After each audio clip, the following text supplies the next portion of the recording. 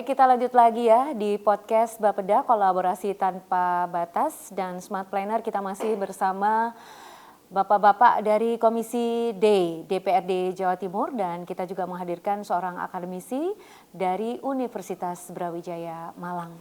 Baik, tadi lanjut dari Cap and Trade.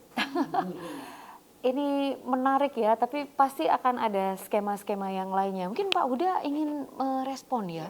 Jadi itu kan batasan emisi, tapi juga para emiten itu juga dapat jatah gitu kan. Ini jadi lebih menarik lagi. Mungkin mau dikomentari Pak Huda. Jadi seperti ini Mbak, apa yang disampaikan oleh Profesor tadi berkaitan dengan emisi. Kita tahu kan di Jawa Timur kita lihat beberapa alat transportasi kan.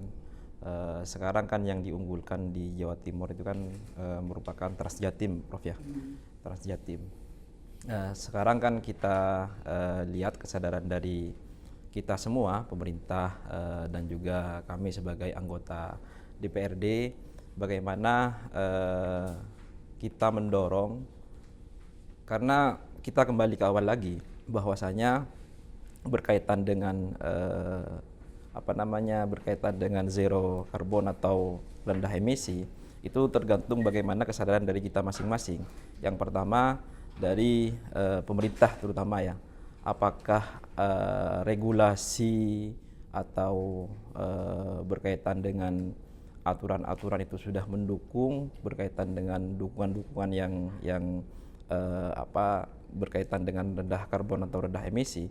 Kita sesuai dengan apa yang saya sampaikan tadi, Transjatim hari ini masih menggunakan energi yang fosil seperti itu kan. Dan kami di Komisi D sudah ada raperda ya, sudah memulai membuat raperda berkaitan dengan berkaitan dengan transportasi umum, dan nanti juga kita mendorong bagaimana transportasi itu yang berkaitan dengan Transjatim itu, walaupun memang kita tahu anggarannya juga tidak murah dan juga tidak mudah begitu, untuk bagaimana mendorong minim emisi. Salah satunya ada beberapa koridor lah kalau kita lihat. Salah satunya kita berikan contoh, salah satu mungkin didorong untuk bagaimana salah satu armadanya itu menggunakan kendaraan listrik kan begitu. Supaya apa? Supaya kita tunjukkan kepada masyarakat bahwasanya kita ini sebagai pemerintah Provinsi Jawa Timur juga mendukung bagaimana di wilayah Jawa Timur juga tidak hanya mendorong kepada masyarakat, akan tapi di internal pemerintahan sendiri, terutama yang kita bangga-banggakan berupa Transjatim itu bisa melaksanakan transportasi yang juga rendah emisi begitu, terutama ya Transjatim, sehingga di Jawa Timur ketika memang salah satu armada, walaupun tidak semua ya Prof ya, kalau umpamanya semua itu kan anggaran yang digunakan juga tidak sedikit. Hari ini di tahun 2025 saja anggaran untuk transportasi atau Transjatim itu kan sekitar 500 sampai 600 triliun, 600 miliar begitu ya. Sehingga ketika kita mendorong dari kita nanti ada dari anggota dewan, terutama yang ada di Komisi D, bagaimana caranya di Transjatim itu kita dorong supaya salah satu armada atau lebih dari satu untuk bagaimana bisa menggunakan transportasi yang menggunakan energi listrik kan begitu. Ya, oke. Baik. Kita geser ya Pak ya, kan beberapa kali kan kita mention tentang transportasi gitu, kita belum membahas soal industri dan juga pertanian perkebunan kita. Nah Prof, mungkin bisa diceritakan dulu tentang tren hijau ini ya, kalau kita bicara masalah industri di Jawa Timur, misalnya Gresik, Sidoarjo, Surabaya, itu kan kita kenal dengan padat energi ya, yang itu jelas menghasilkan emisi seperti itu. Apakah sudah ada indikasi transisi di sektor industri ini kalau Anda lihat? Ya, karena kita tidak tegas dalam jadi gini, orang ekonomi itu kan jalannya itu dia mau ke industri, apa di pertanian, apapun di sektor-sektor yang lain, itu pada dasarnya melihat daripada profitabilitas kan.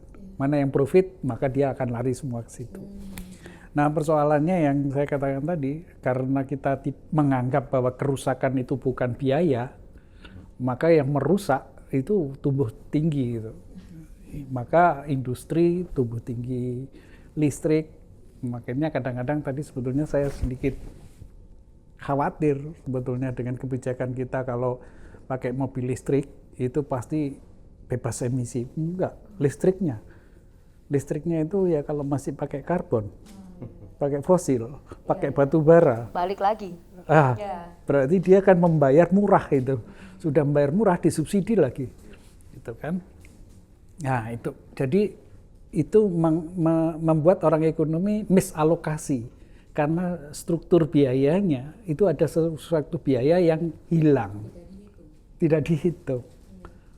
Nah, itulah yang membuat sehingga transformasi ekonomi yang ada di Jawa Timur, nggak usah di Gresik, nggak usah itu pasti dia boros terhadap potensi merusak di lingkungan. Itu industri ya? Industri. Pertanian perkebunan bagaimana dilihat? Nah, sebetulnya kalau menurut data yang saya punyai pengguna paling besar itu kalau nggak salah industri, kalau pertanian itu masih sedikit sekali sebetulnya.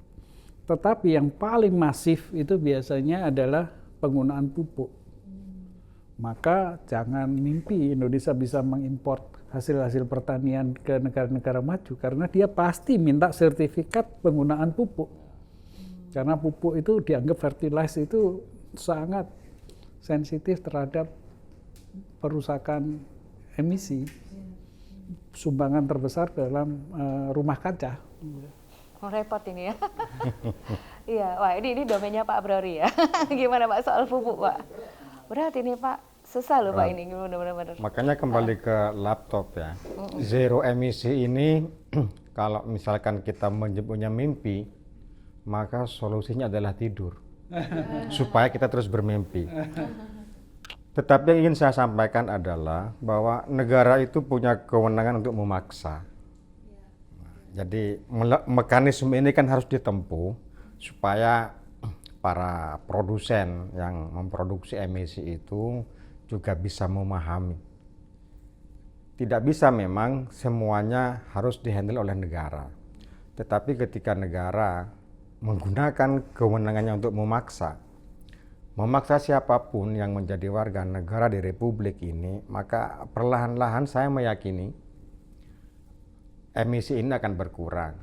Saya contohkan misalkan ya. Jadi saya juga ngajar di sebuah pondok pesantren.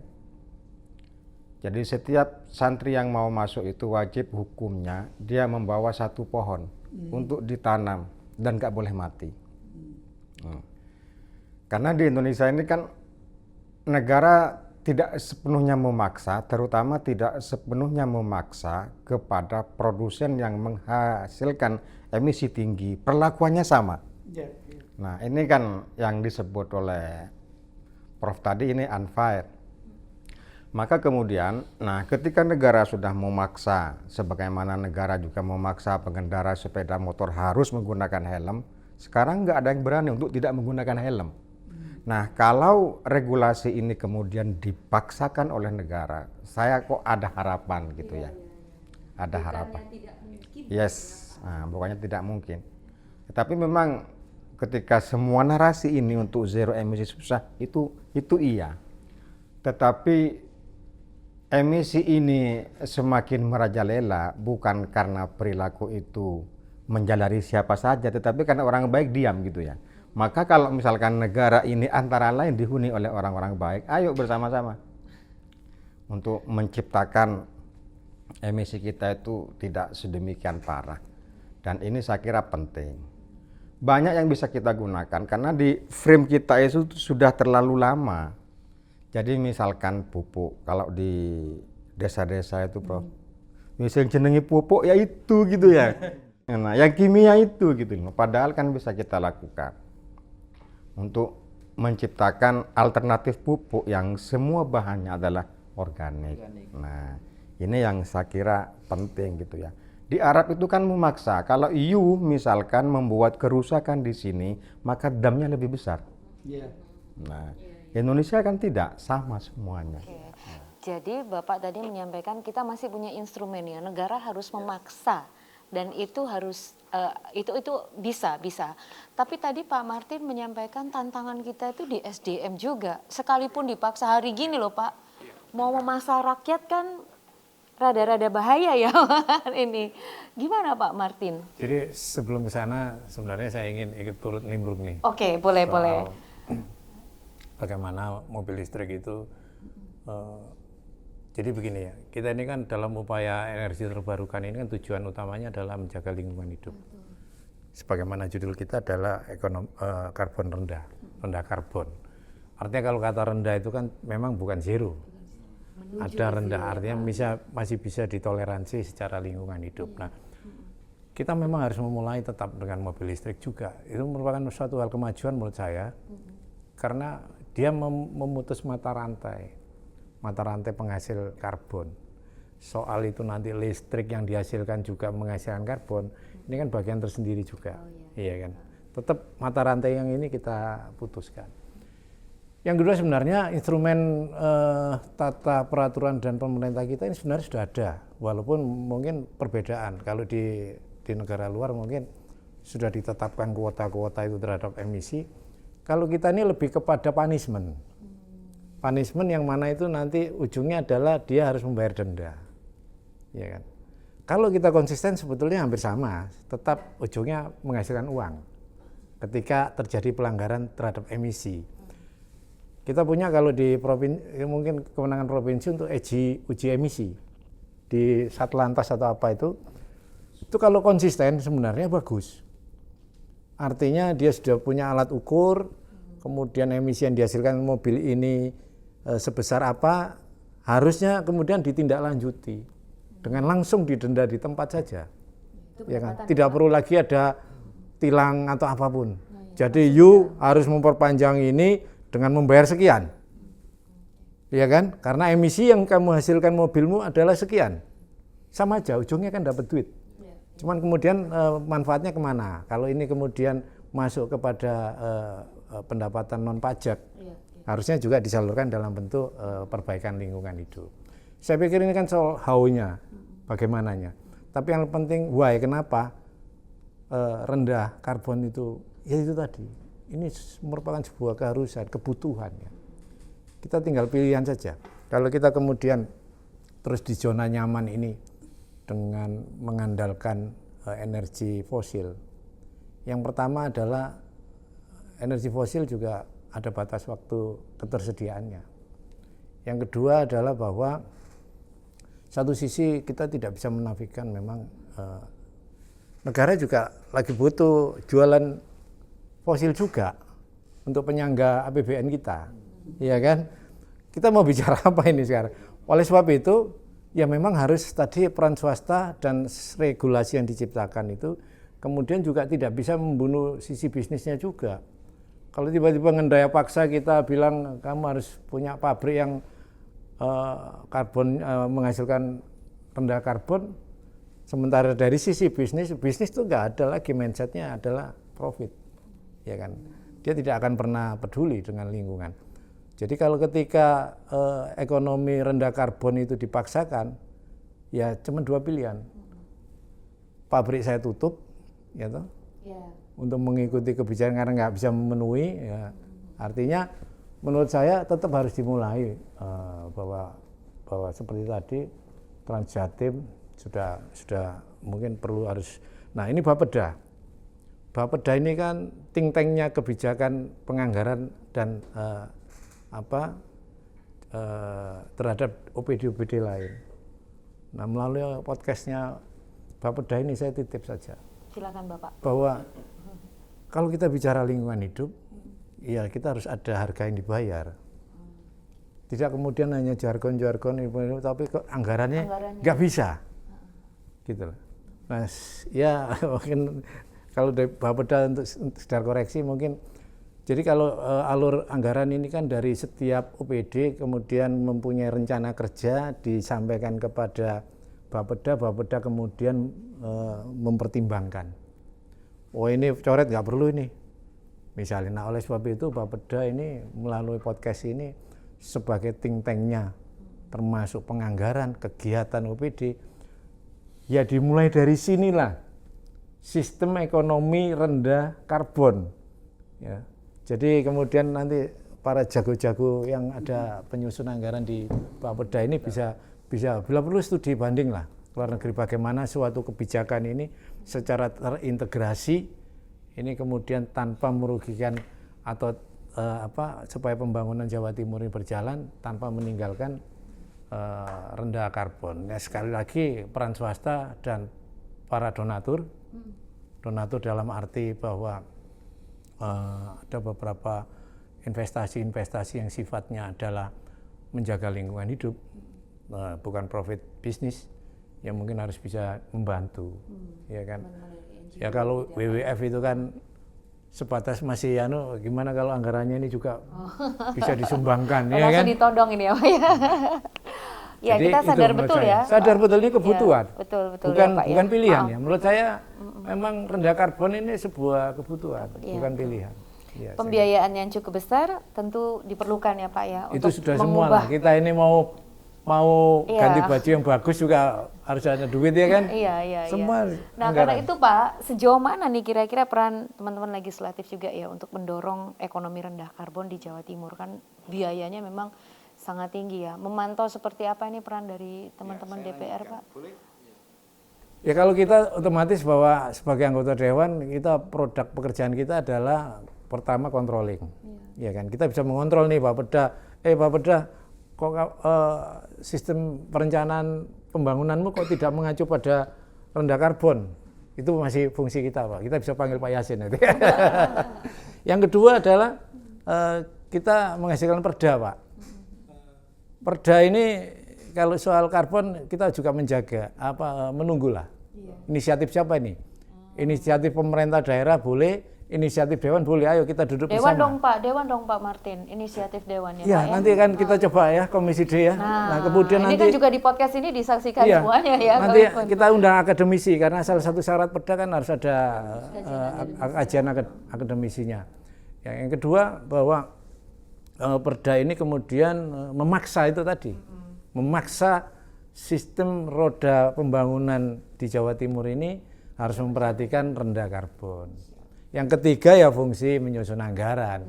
Kalau Bapeda kemudian ngajukan anggaran, kok nggak ada ini anggaran untuk pembangunan yang rendah karbon. Oh kita minta revisi bisa, bisa kita hajar, siap, ya kan? Siap. Oh demi tujuan yang baik ya kan, untuk rendah karbon. Pak Huda, silakan Pak Huda. Ya. Jadi tadi apa yang disampaikan oleh Pak Martin sebenarnya kan sudah jelas sekali Pak ya, berkaitan dengan fungsi kita itu kan ada 3, penganggaran, pembuat perda, dan pengawasan. Sebenarnya perda berkaitan dengan rendah emisi dan karbon sudah ada di Pemprov Jawa Timur, itu perda nomor sekian tahun 2019 kalau tidak salah seperti itu. Nah, itu salah satu bentuk keseriusan dari Pemprov Jawa Timur berkaitan dengan bagaimana Pemprov Jawa Timur itu mendorong dan mendukung bagaimana di Jawa Timur ini rendah karbon begitu. Cuman pertanyaannya sekarang apakah keseriusan itu sudah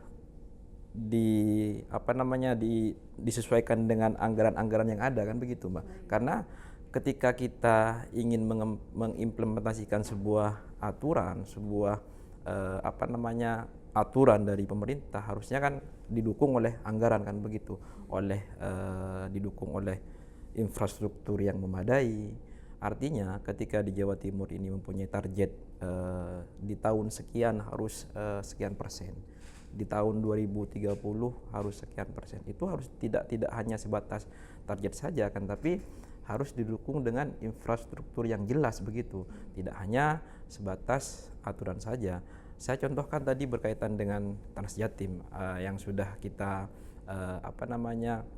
dimulai kemarin ya rapat dengan Dishub berkaitan dengan Raperda transportasi umum.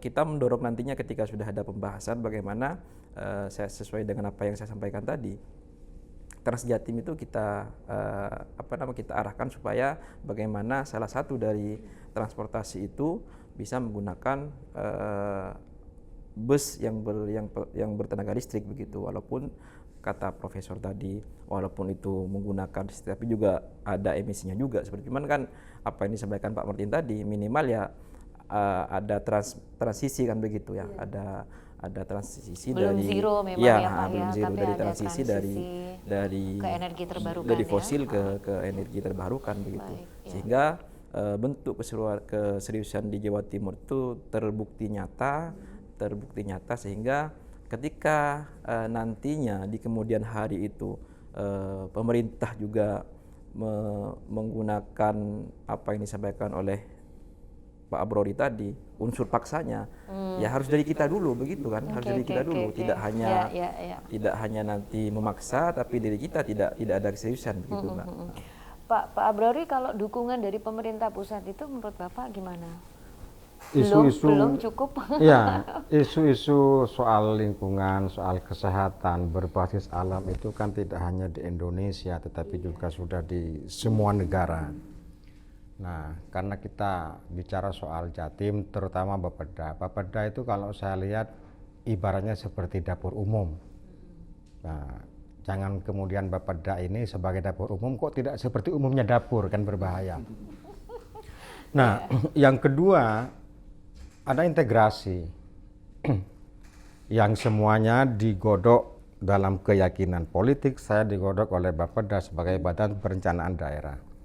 Integrasi yang saya maksud adalah ketika semua di Jawa Timur ini bersepakat harus rendah karbon, maka dinas apapun mengacu ke sini. Nah, Bapeda misalkan berinisiasi bahwa harus rendah karbon. Di Subnya kok menaikkan karbon, menaikkan emisi kan. Nah, ini yang saya maksud supaya ada integrasi ide dari semua lapisan yang ada di Jawa Timur untuk meminimalisasi karbon yang saya yakini sudah tidak rendah lagi di sekitar kita. Nah, ketika Bapeda, Dishub, Pertanian misalkan, ayo juga didukung ini. Jangan kemudian Dinas Pertanian menjadi agen dari pupuk kimia misalkan. Nah, ini kan, saya kira ini penting. Yang kedua, soal SDM menurut saya juga sangat urgen di dalam urusan rendah karbon ini. Karena apapun dan dimanapun kalau urusan SDM-nya itu setengah hati merealisasikan ide apapun, maka saya kok agak pesimis end purpose-nya itu akan bisa terwujud dengan baik. Nah, yang terakhir, apakah betul misalkan di Jawa Timur ini sudah menggagas ini secara komunal gitu ya. Nah, ini kan perlu kita uji. Kepala Bapedanya oke. Kepala dinas yang lain oke enggak gitu ya. Jangan-jangan enggak oke. Nah, saya kira di bab itu Mbak perlu kesadaran bersama. Kemudian yang terakhir, pasti keberhasilan kegiatan apapun itu terukur dan bisa terkonfirmasi dengan baik apabila basis risetnya jelas, konsepnya jelas. Jangan semuanya itu kemudian punya ide, tetapi based on datanya nggak ada.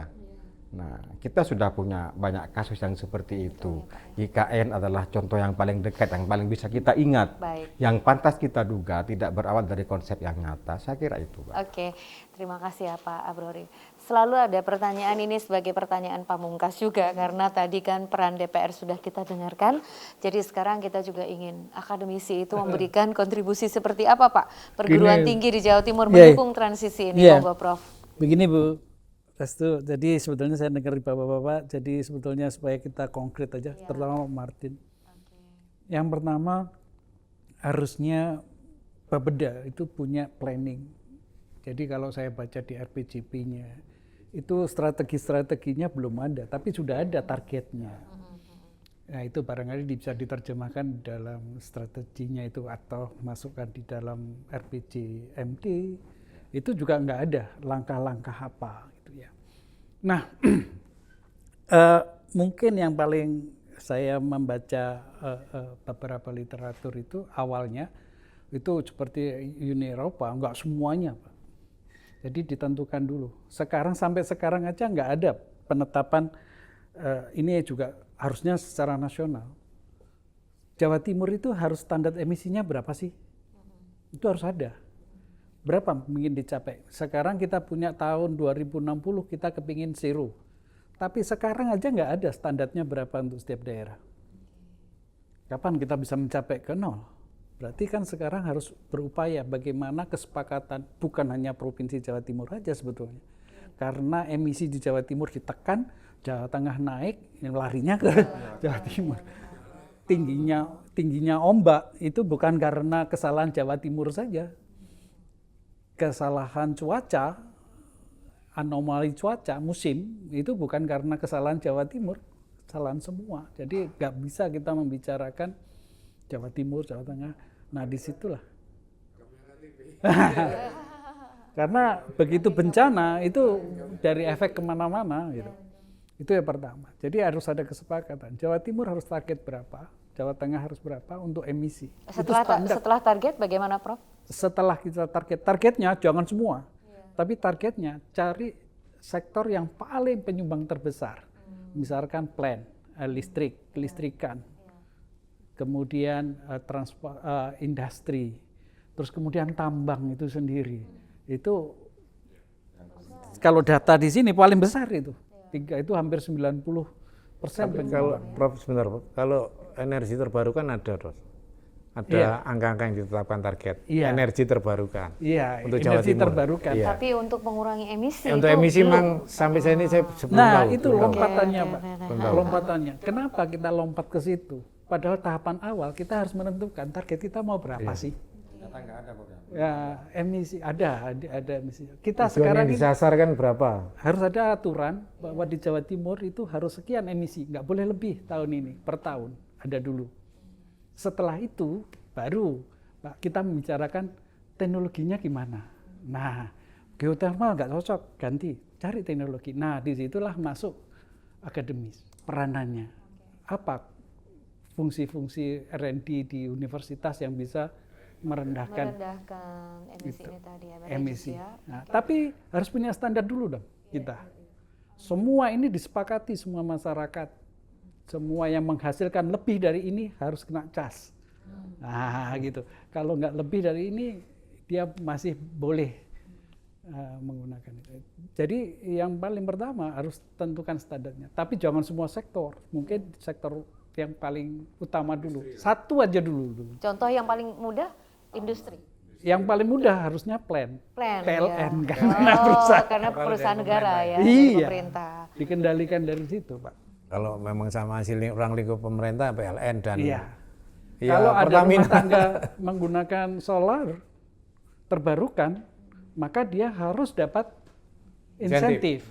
Listriknya akan turun atau apa. Luar biasa. Saya berharap diskusi ini bisa kita sambung dan tahun depan kita bisa ketemu lagi dengan teman-teman akademisi, dengan Prof Dwi dan juga dewan-dewan kita yang terhormat begini ya, karena berbicara tentang green atau konsep lingkungan hijau ini memang. Kalau boleh saya lanjutkan tadi sedikit aja, Bu. Kita tetapkan plafonnya. Setelah plafonnya kita cari teknologinya. Baru kalau ini masyarakat sudah semakin sadar, baru masuk SDM-nya itu nanti ya. cap and trade tadi. Oh ya. Nggak bisa cap and trade diterapkan dulu, nggak bisa Nggak sebelum bisa. dipersiapkan. Kalau nggak ada kapan batasannya, kapan ininya, ya. Terus baru tax dan seterusnya yang tadi dikatakan memaksa dan seterusnya regulasi memaksa, itu kalau ini kan tersosialisasi dengan baik. Harus sekian, teknologinya apa, nah, teknologi ini ditanggung oleh siapa, nah, terus baru itu, baru tadi ke tax, ke cap and trade, akhirnya semua gotong royong. Nah ini fungsinya Indonesia terintegrasi gotong royong menanggung dengan beban yang sama. Kalau saya nggak punya mobil, jangan saya dikenakan emisi. Contoh tadi kalau Martin menarik, Pak Martin. Kalau misalkan mobil itu dites emisinya di batas, kalau kita punya batas ambang ya, begitu batas ambang nggak usah didenda, pajaknya dinaikkan. kan ada pajak kendaraan bermotor. Kamu nggak bisa membayar 3 juta, harus 4 juta karena 1 jutamu emisi. Kalau kamu mobilmu nanti tahun depan kamu perbaiki, turunkan. Cuman sekarang masih sebatas mobil angkutan. Iya. Mobil penumpang enggak. Oke, baik Bapak-bapak luar biasa ya Pak ya, tapi memang kita dibatasi oleh waktu juga. Tapi saya berkesempatan untuk ngobrol, mendengarkan bagaimana ide-ide, pandangan, dan tadi kritik yang sangat membangun juga untuk teman-teman Bapeda dan juga penguatan. Jadi kalau sudah kita bedah seperti ini, penguatan transisi jadi semakin terlihat ya Pak. Jadi seperti tidak mimpi lagi, tapi ini membangun harapan. Mudah-mudahan ide-ide yang cemerlang ini bisa menjadi inspirasi terutama buat teman-teman kita yang menyimak podcast Bapeda. Saya sekali lagi matur nuwun Pak untuk ide-ide yang luar biasa dan kritikannya juga ya Pak Abrori, Pak Huda dan juga Pak Martin.